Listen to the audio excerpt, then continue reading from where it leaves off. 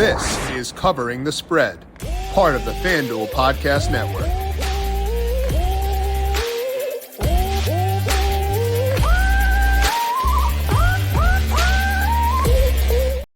You would think the sports world might chill out for like 2 seconds after the men's and women's national championships the past couple of days, but oh no. We got the Masters coming up on Thursday at Augusta, and we are here to break it all down from all angles with Brandon Gdula. He will talk about outrights. He will talk about Augusta. He will talk about the golfers we have not seen in a while coming back to the Masters for this week and talk about his favorite bets over at FanDuel Sportsbook for Augusta. This is Covering the Spread right here on the FanDuel Podcast Network and numberFire.com. My name is Jim Sonis. I am a senior writer and analyst for numberFire, joined here as mentioned by Brandon Gdula. You can find him on Twitter at Gdula13.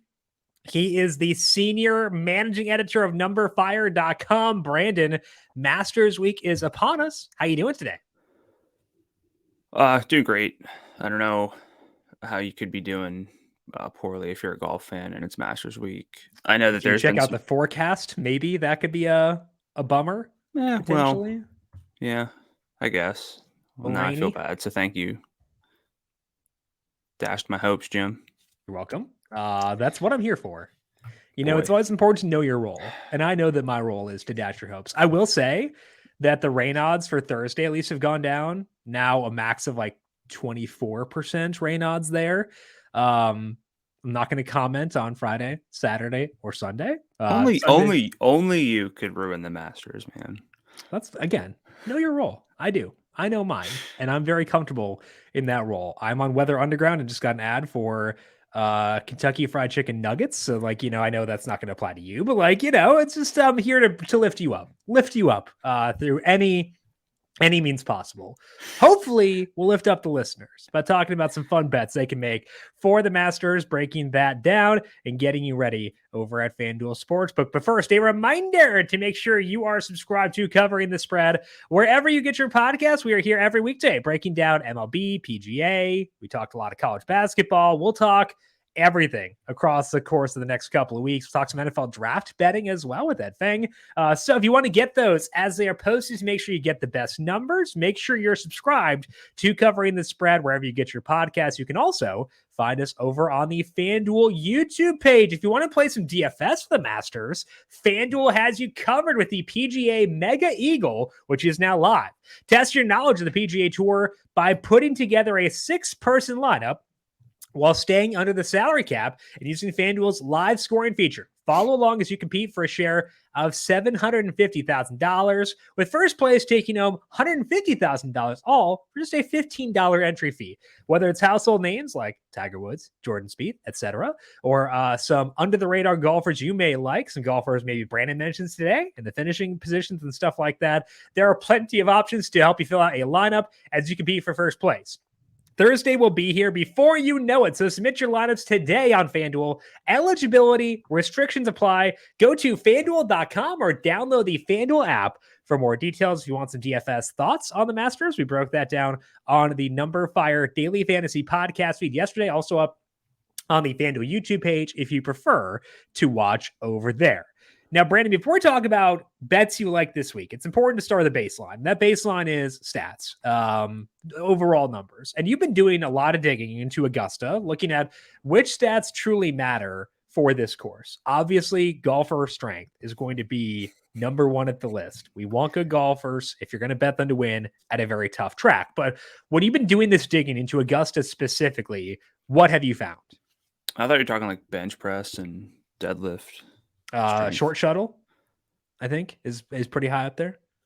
Well, that's not strength. Oh. At that rate, I mean, I think we got to get Rory then. For short shuttle? No, for strength. I'm sticking to the thing he said. What about Bryson? No. I thought about it, but no. That's the only angle to getting to Bryson for me. I watched like how Bryson got into shape. It's a lot of cable stuff, but I tend to see Rory doing like deadlifts and stuff. So okay.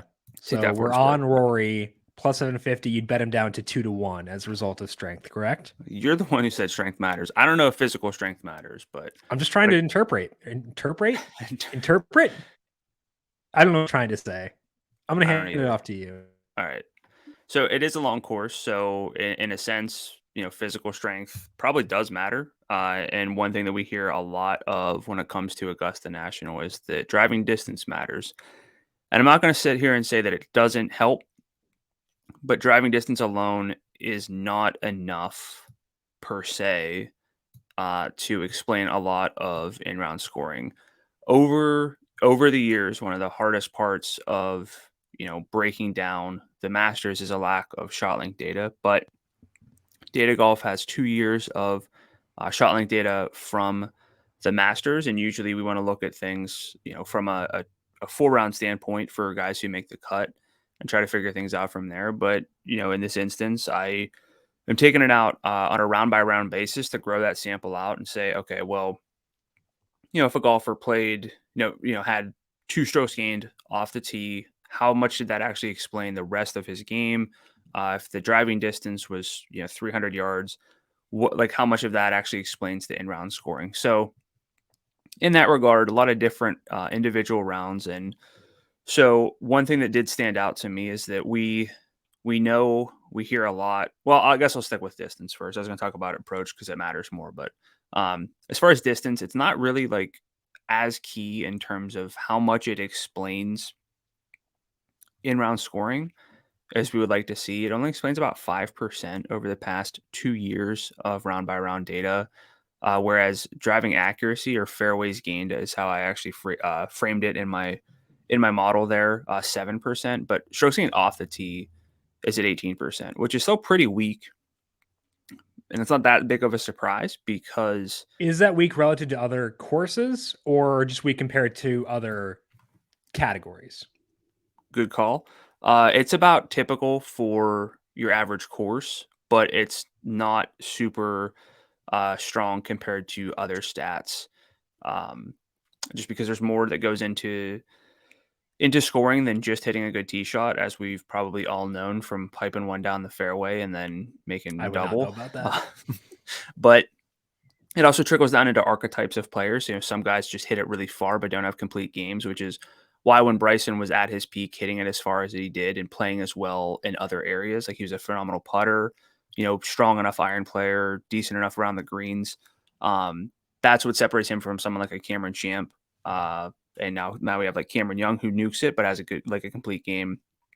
And that's something that's important. But, so you hear a lot about distance, and it has to be, these guys have to be long, but, take a look back at some of the past winners. They're not all super long hitters. And so I think that gets downplayed or overstated a bit. And I think we can downplay it personally. Not to say that it doesn't matter, but if you're looking for an off the tee stat, strokes gained off the tee has been more predictive, which isn't surprising. But what's more important is that Augusta is known as a second shot course, and that's kind of what bears out from anyone you talk about, like any past players or current players talk about the course. They pretty much all say it's a second shot course, which puts an emphasis on strokes gained approach. That number for strokes gained approach, the R squared value with in-round strokes gained total, is 39%, which is basically double, more than double off the tee play. It's just super important. We know that that's about typical for your PGA Tour course as well. But then we get into the putting and the short game, and we know that the greens are really tricky. They're really fast. Some of them are big.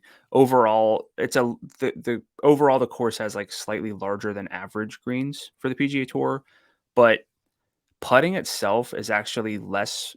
It explains less of scoring at Augusta than at your average PGA Tour course, and we actually see an uptick in the importance of strokes gained around the green. So the numbers for the 4 stats are 39% for approach, 27% for putting, 26% for around the green, and 18% for off the tee play. So that's a 26 versus 19 for around the green play in terms of at Augusta over these past 2 years and the PGA Tour. So you see that emphasis there, and putting is actually down from 33 to 27. So yeah, we need good putters, but we're going to see a lot of wedge play matter for this week. So all that can be boiled down to don't overrate distance. Make sure your guys can hit good approach shots and that they're not terrible with the short game, which I said short game instead of just putting. you can really roll that all up into like play the best all around golfers who are just the best in the world. But I kind of wanted to tackle the distance debate because I think it does get a little bit too much love around this time of year. Yeah, so it still matters, but it's not the be all end all. You don't need to be long to win here. It helps. It's good. You'll always take it. You'd rather be long than short, but it's not everything, especially based on, comparing it to other courses and stuff like that. And it does sound like the big change as far as tweaks relative to other courses is a bigger emphasis on chipping and making sure guys can get around the green pretty well in that regard. The other key thing at play for this week is that we have a lot of golfers we have not seen in the PGA Tour in a long time who are back here. Those are the live golfers who have been golfing on the Saudi-backed tour. We've not seen them in a while. And it can be tough to judge golfers relative to a field like this when we have not seen them, been watching them week in, week out.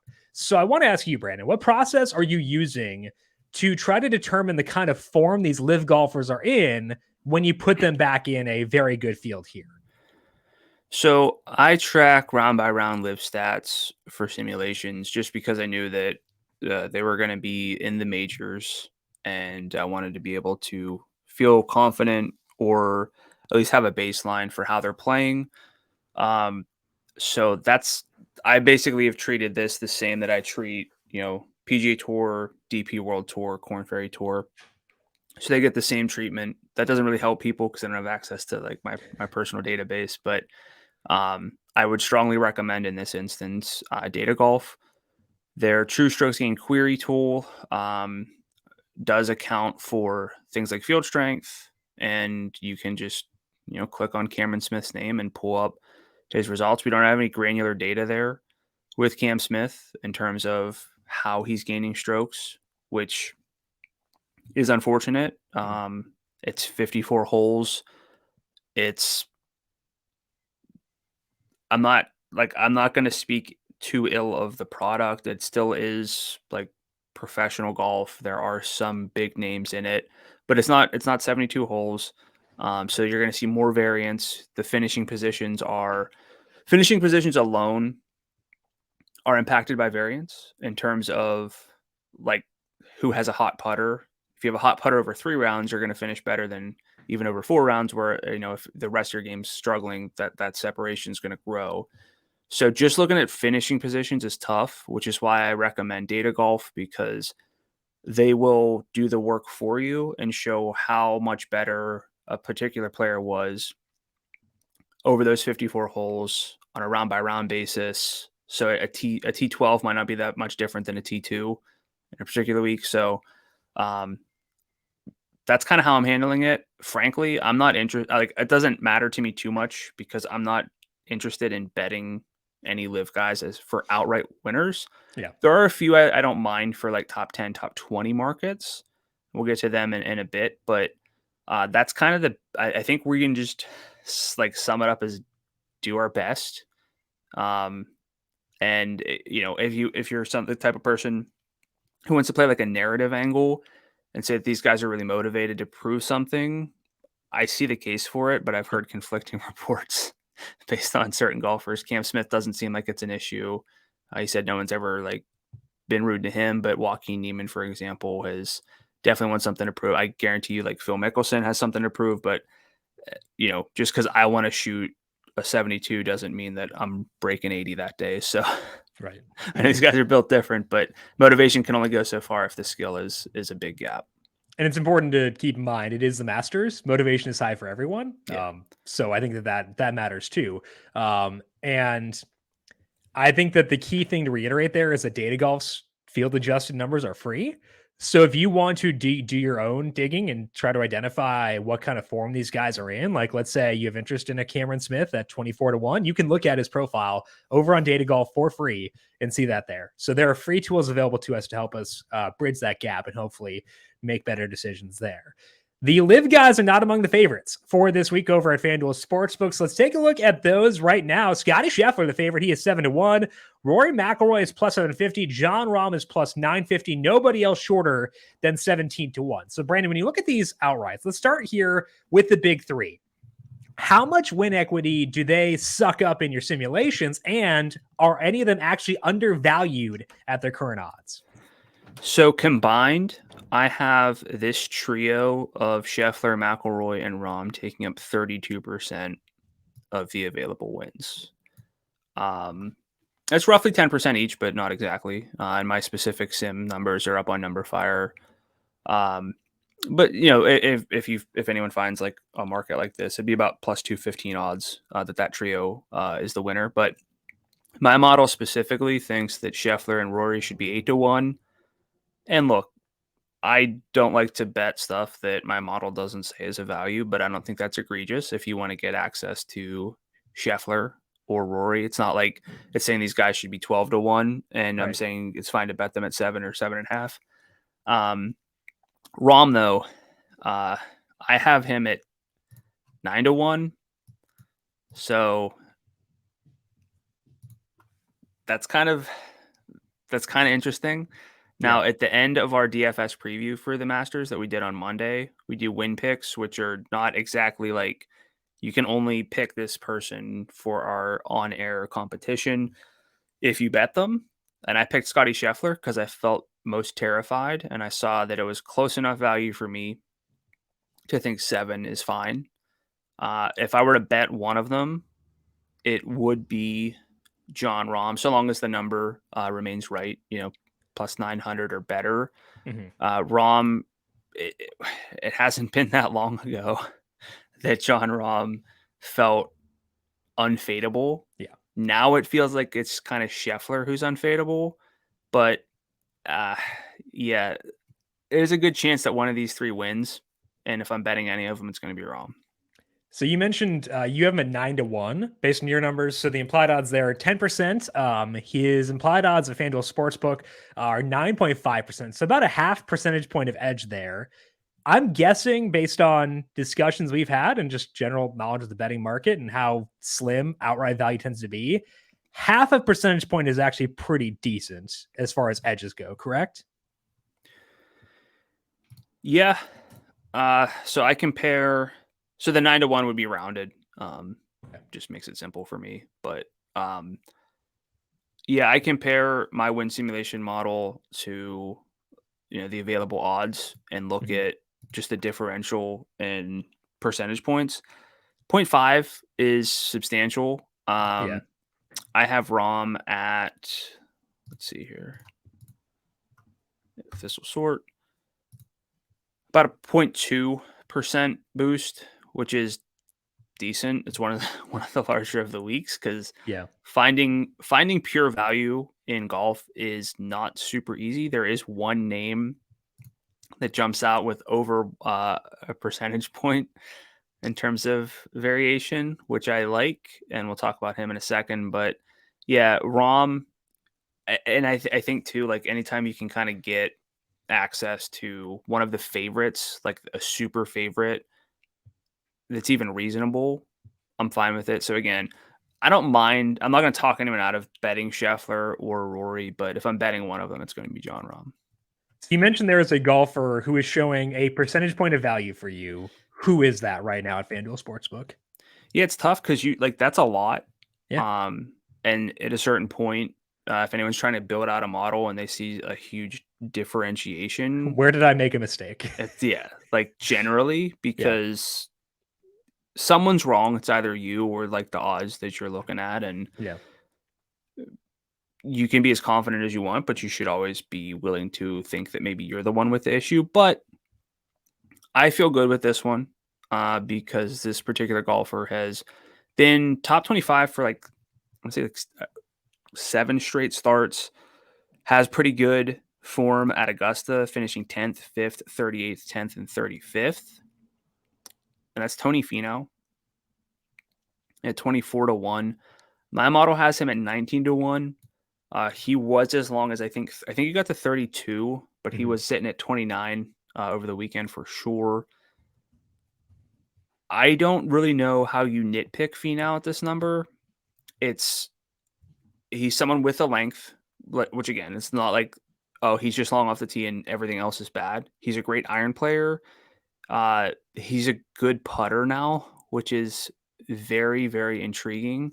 The one knock you can have is maybe the up and down game, the around the green game. But we've seen Finau with 3 top 10s at Augusta. So we see him building a lot of course knowledge. He's knocking on the door of good form without like super high finishes. And we talk about this sometimes when I come on here and talk about betting. Top 10s and like top 5s shift a golfer's win odds, not probability, but like the sportsbook odds more than they should. Mm. And it's something like a top 17, or T17, like T17, T19, T24, T20, T14. That's not moving the needle as much. So we're actually getting some drift on Finau from where it should be, at least according to my model. So I think Finau is a great play. That's not a guarantee. Guaranteeing a Tony Finau win is not a smart decision ever, but there's a lot of value if my process, which remains the same for a long time and has been good to me, has any value here. Again, 24-1 to win at FanDuel Sportsbook. You mentioned the good finishes at Augusta. It's important to reiterate that one of those, the first T10, was his debut year after it looked like he had obliterated his leg in the par 3 contest. Like he rolled his ankle, and it's like one of the most disgusting things I've seen in my entire life. He played through it and finished top 10, and it's been good since then. And I would say Tony Finau's form now is probably better than it's been for any year entering Augusta, if I had to guess, just because he's been so sick over the past calendar year. So 24-1, I think makes a lot of sense. So showing value on Rahm and Finau. Rahm plus 950, Finau 24-1. Any other outrights you're eyeing, or is that going to be the end of the list for you? So again, I don't know if I'm actually going to get to Rahm myself, but I'm open to it. And I'm also open to it's the Masters. And I think that it's a pretty tight core of guys who can actively win this thing. So I'm going to add 2 more names who are not long shots at all. They're my low-key fellas who are also friends. I know JT and Spieth got all the love on Full Swing, but Xander Schauffele and Patrick Cantlay are buddies, and that's drama. Makes for good TV.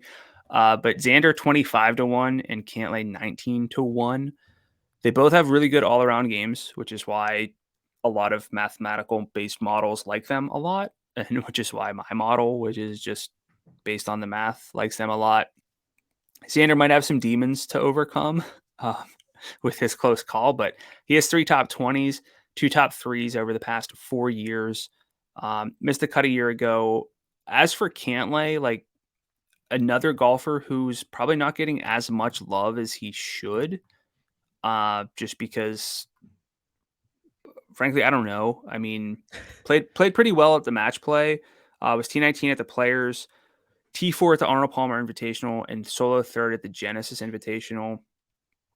He just gains strokes off the tee with his irons every week. He can gain a ton of strokes around the green.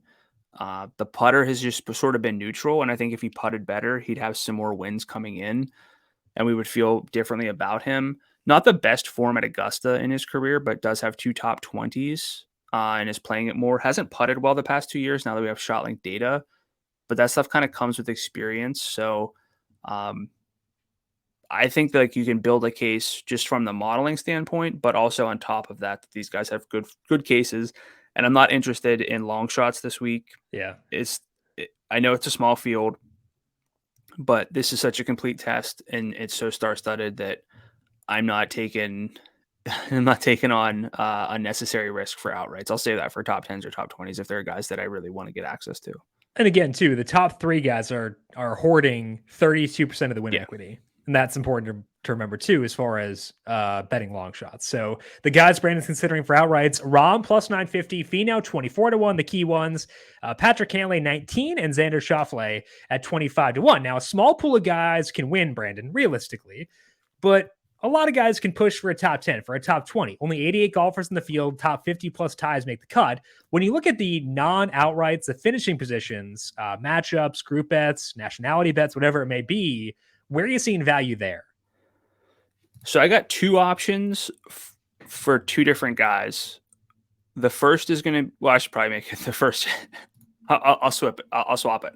The first I'll say is Rory McIlroy. So you can bet him top Irish player at minus 320 over Shane Lowry and Matthew McLean. Do I find this under group betting or is it under like specials as I'm scrolling around here on FanDuel? Props. Thank you. Okay. All right. I got it. But yeah, I see value there. And then also there is top Great Britain and Ireland player at plus 120. So it's a larger pool there. But it's not a particularly strong group. Justin Rose is interesting this week. So that's also on the same tab if you're not I thought I already was there. Was I not there? Well, there's top Ireland. Top Irish minus 310, you said? 320. He's 310. 310 now. So he okay. And then toward the bottom there, we have Great Britain and Ireland. Now, there's some more interesting names there because it's obviously a larger group. Justin Rose is intriguing. Matt Fitzpatrick, I don't think he's fully healthy. Tommy Fleetwood, not that concerned there. So it's kind of a lot like extra names to give some better odds on Rory. And then similar for Victor Hovland, top continental Euro player, plus 360. I probably should have double checked. 4-1 now. Okay. He lengthened. Like that for Hovland, and then also Hovland in Group E. So that'd be under the groups tab. Yeah. That's with Sam Burns, Hideki Matsuyama, and Brooks Koepka. Hovland is plus 200. Burns is the one I fear the most, honestly. He kind of is starting to put things together. Hideki, I don't know if he's 100% healthy. And Brooks won the most recent live event in Orlando, but hasn't been particularly like stellar overall. So, there's some risk, but 2-1 for Hovland, who is always a threat to lead a field in tee to green, is a good number according to my model. Section over on FanDuel group. Hovland to win is 2-1 over Sam Burns, Hideki Matsuyama. Hovland, the top continental European player, he is 4-1.